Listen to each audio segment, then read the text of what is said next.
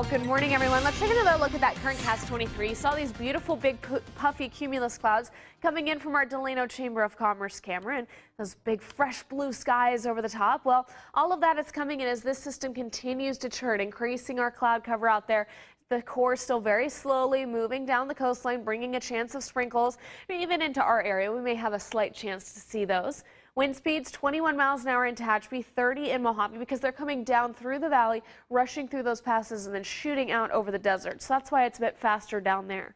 We're also getting some colder air filling in. Down 6 degrees here in Bakersfield, down 16 degrees in Tehachapi, 12 out at Edwards. And that's leaving us with temperatures that aren't too bad for this time of year. 62 in Bakersfield, still very chilly in Tehachapi though at 41.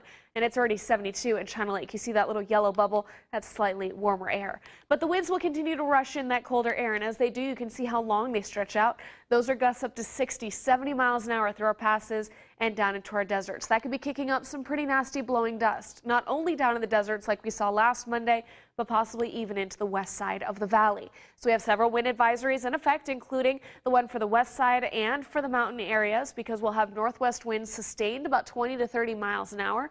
Gusts up to 55 miles an hour through the passes. About 40-mile-an-hour gusts on the west side of the valley.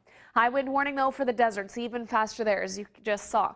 West winds sustained 25 to 40 miles an hour, gusts up to 70 out in those areas. So again, please be very careful if you do run into one of those blowing dust storms.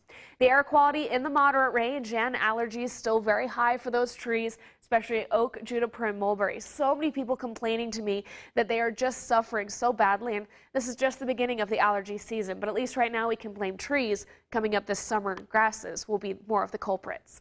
As we take a look outside, there are those temperatures, upper 60s, some lower 70s out there. Windy, again, northwest sustained winds, about 5 to 20 miles an hour here in Bakersfield.